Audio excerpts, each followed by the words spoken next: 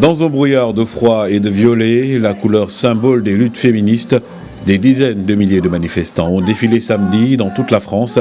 À Paris, 17 000 personnes, autant dans les villes de province, des cris, des pancartes et la même exigence que les violences cessent enfin. Aujourd'hui, on voit qu'il y a une augmentation très importante des féminicides, notamment par rapport à l'année dernière. Ça, c'est le résultat des politiques qui sont menées depuis un certain temps de la part du gouvernement et de ses alliés. On voit qu'il y a un véritable refus de prendre en question les violences de genre, de les prendre sérieusement en compte. L'éducation des garçons, c'est quelque chose de très important, c'est quelque chose qu'on vient défendre ici et de dire qu'on ne veut pas de nouvelles générations de jeunes hommes qui seront masculinistes, qui seront sexistes.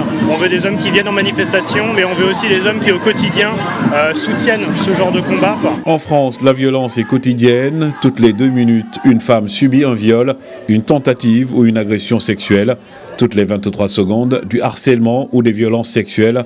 Des chiffres vertigineux qui interrogent un autre problème, le faible taux de poursuite, jugé préoccupant par le Conseil de l'Europe. Même si le ministère français délégué chargé de l'égalité entre les hommes et les femmes et la lutte contre les discriminations promet une loi cadre d'ici la fin novembre, sur le terrain, les associations doutent encore.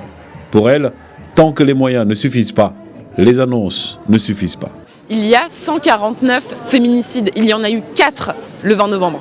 4 en une journée. Et nous ne comptons même pas, par ailleurs, les suicides forcés qui sont estimés à 900.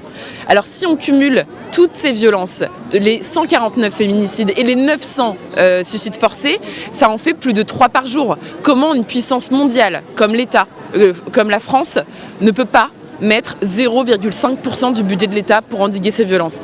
C'est un choix politique. Oui, légalement. Après, là, on a une avancée juridique il n'y a pas si longtemps que ça, avec la mise en place de la notion de consentement dans la loi pénale. Après, à voir si en pratique ça change les choses, parce que le droit c'est important, mais après c'est l'application qui est aussi très importante sur le terrain, quoi. La formation et tout ce qui va avec. À l'appel du collectif Grève féministe, les manifestants dénoncent une impunité persistante. 8 ans après l'arrivée d'Emmanuel Macron au pouvoir, une colère qui grandit pour que cesse enfin une violence qui chaque jour brise des vies.